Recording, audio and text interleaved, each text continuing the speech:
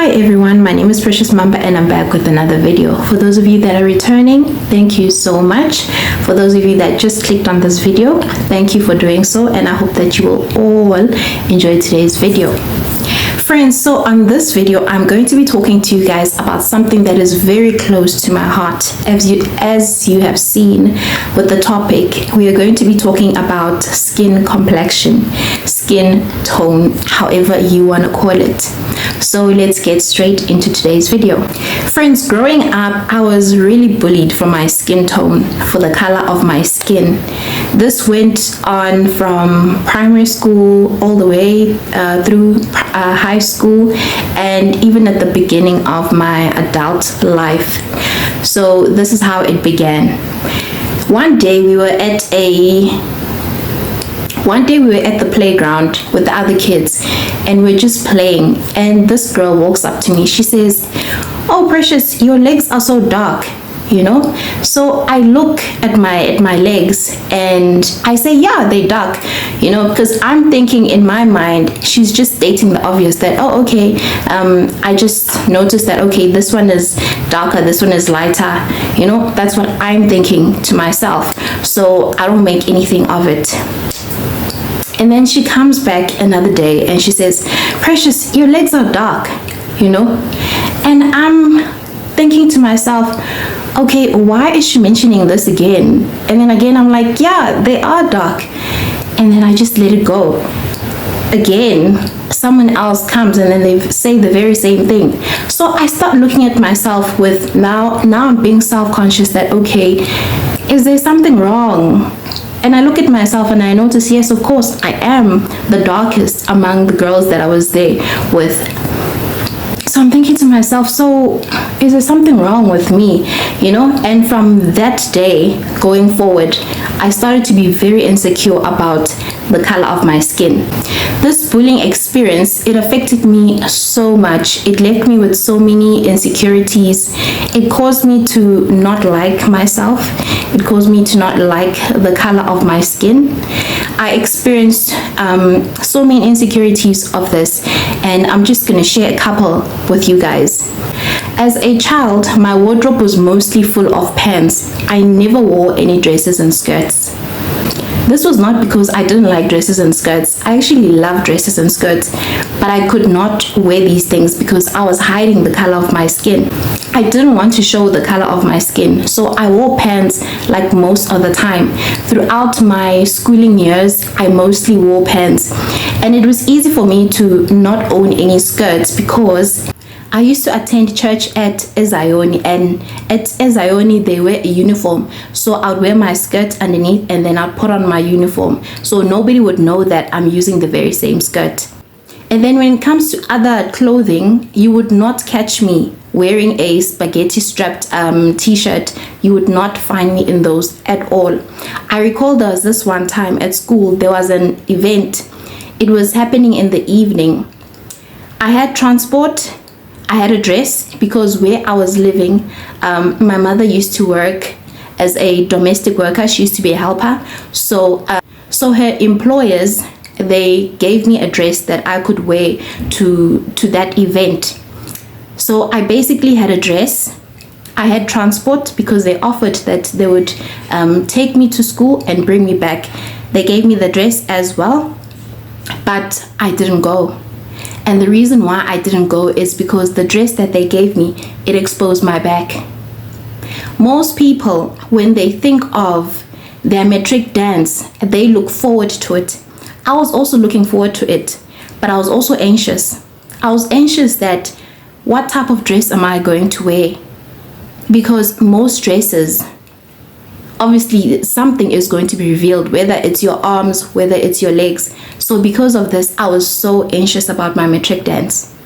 The anxiety because of my insecurities, it was so bad that sometimes it would be so difficult for me to wear even short sleeve t-shirts, because that's the only thing I could manage. So underneath, obviously it would be me in my pants, and then on top I would be wearing a short sleeve t-shirt that would be up to here.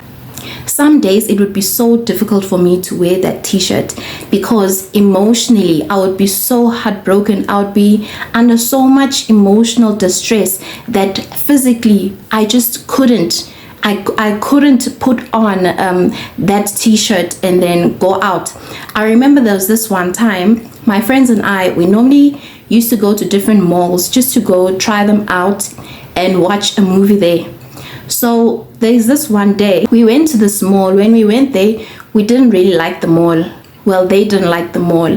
But for me, I agreed with them when they said, you know what, let's just go home. Because on that day, it was one of those days that emotionally I was not okay. I was not able to show up, basically. I didn't want people to see me. And there was also this one day that it was so hot. I was wearing a jacket and my sister's like to me, why are you wearing a jacket? It's so hot. Little did she know that I was wearing a jacket because I was hiding my skin tone. I did not want to be seen at all.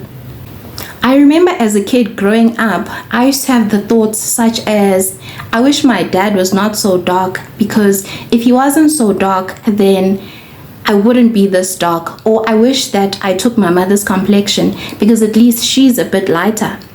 That would have been better. And there's this video that I once listened to of Lupita.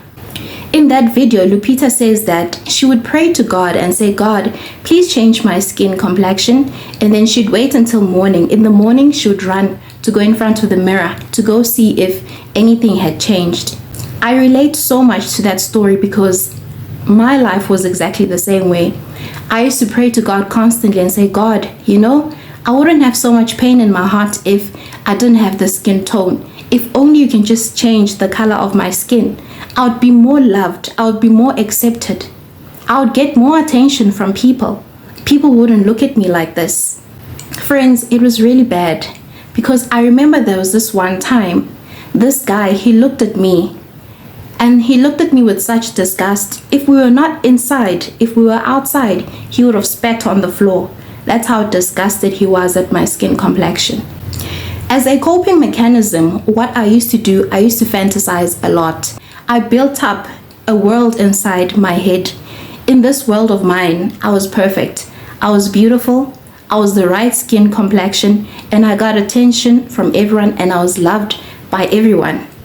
Every single day, without fail, I would wake up early just so I can have 30 minutes to an hour just to fantasize, to live in this world of mine, because this is where I actually drew strength, because this was where everything was perfect. It was really not easy at all, because even just participating at school when it comes to sports, I love sports so much. Yes, I would wear those shorts. Yes, I would wear those netball skirts because I was a person who loved sports a lot, but I was really insecure about how I looked. Friends, this went on for so long until this one day where it was my turning point, where I was just tired. I was tired of this box that I was living in, that I had created for myself, and I told myself, you know what? I need to do something. So prior to me having this turning point in my mind, my mom and I were shopping, and as we were shopping, we were at Mr. Price, and I said to her, can you please buy me that dress? And she said to me, but you don't wear dresses. I was like, no, but mom, I really like that dress. May you please buy it for me? And she bought the dress. And obviously, as she knows, as predicted, the dress was there, but I was not using it. So as I'd mentioned previously, the day that I decided that, you know what, I can't live in this box anymore. I'm tired of living like this. I decided that I was going to put that dress on, and I was just going to go to the shopping mall to go run some errands. So I put the dress on. Friends, it was the hardest thing that I've ever done in my life. But I told myself that, you know what, I'm going to do this. I put on the dress. I went out. I opened the gate. And as I opened the gate to go outside, it was really, really difficult. I found that You know, I was under so much emotional distress that I found it difficult to walk. Can you believe that? I never knew that emotional distress could cause you to feel as if you were carrying a heavy load, because that's what it felt like. The emotional burden that I was feeling was causing me to be unable to walk. But I told myself that, you know what, I need to do this. I need to do this for myself. I need to free myself. I'm tired of living in this cage. So I built up the courage and I took one step, the next step, the next step, until I was like halfway between home and the shopping center. Friends, it was really, really difficult because I felt as though all eyes were on me. I felt as though people were just staring at me. It was really bad, friends. I stopped for a moment because I had to stop from time to time just to build up that inner strength to be able to continue working, to be able to continue walking. I constantly tried to push back the tears that were welling up in my eyes because I felt as though, oh my goodness, everyone is looking at me and thinking, oh my, this girl, who does she think she is? I mean, look at her, look at how dark she is. But I told myself that let me just continue because home was far away. I couldn't go back home. And the shopping center was just there. So I continued just building that courage. I went until I finally reached the shopping center. Now at the shopping center, at that time, I was working at ShopRite. On that day, I was off.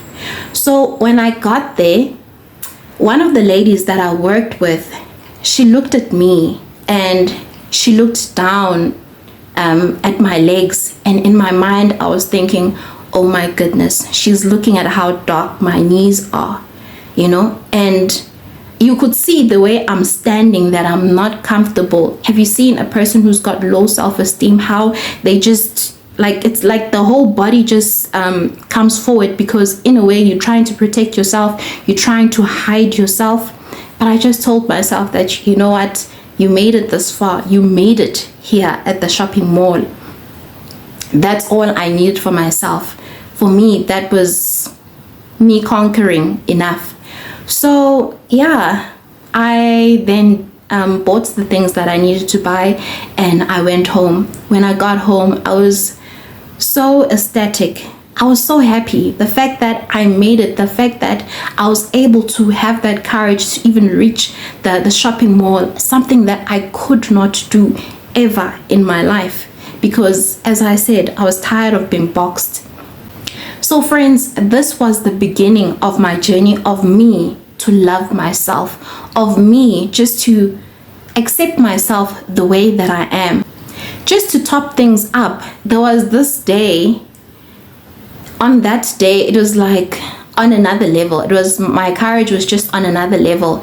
I feel like it was my final straw, and I told myself that, you know what, I'm just gonna just go out and just be free.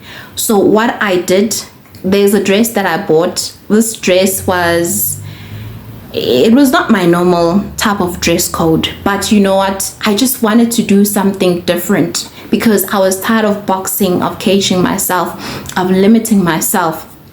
It was a dress that was very tight. Of course, my mother was not around because she wouldn't have allowed me to go anywhere with that dress. So I put that dress on. It was a very beautiful dress. I put on that dress and I also dyed my hair. I dyed my hair, what color was it? I think it was cherry red. Friends, the way I looked so out of character. If someone else would have seen me on that day, they would have thought, what's wrong with Precious? But you know what? I just didn't care. I just needed to go out there. I just needed, if somebody wanted to say something, let them just talk. I was at that point that, you know what? Just let them talk. Just let them talk. Let them say whatever they want to say. If that's how they feel about me. And I did exactly that. And it was very liberating. It was very liberating. Now, friends, I like my skin tone. I really, really do. Because, friends, I couldn't continue in that state, because just thinking of the things that I went through. I remember there was this one time, okay, not one time, I used to do this very often. I used to take a stone and scrub my skin until blood oozes out of my pores. On my body, I used to look as if a cat had scratched me, because I would leave all those bruises on myself from scratching myself with a stone. So I was tired of living like that. I was really tired of living like that. When it comes to skin bleaching, I really thank God that even in the midst of my insecurities, not once did that come to mind. It did not come to mind that I should change the color of my skin, because I think that it would have really made it worse for myself. Because at the end of the day, what I wanted was acceptance. I just wanted to be accepted. I just wanted people to love me the way that I was, So now with skin bleaching, what would have happened if I go change the color of my skin, and someone comes and they say they love me, but inside I would know that no, you don't love me. You just love the fact that my skin looks lighter because of what I've put on it. So it would not have helped, because I knew and I understood that inside of me, I just had a void of wanting to be loved, a void of wanting to be accepted. So no, that did not come. I did not think of doing that to myself, and I really, really thank God for that. Friends, I hope that you were really encouraged by today's video. And for those of you that are going through the very same thing, I just want to say that before you do anything drastic, just try to solve the real issue, the real problem, which is within your heart. And with everything, just seek the Lord. What I can advise is that, say, Lord, may I please see myself the way that you see me. I would say that ask him to say that, can you help me accept myself the way I am? But I do understand that there is a point where you reach that you don't want to accept who you are. You just want to change. So that's why I want you to ask the Lord to say, Lord, you borrow me your lenses. You borrow me your lenses so that I can see myself the way that you see me. Friends, I hope that you were encouraged by today's video, and I would like to leave you guys with a scripture. Until next time, friends, goodbye. The Lord has appeared of old to me, saying, yes, I have loved you with an everlasting love. Therefore with loving kindness I have drawn you. Again I will build you, and you shall be rebuilt.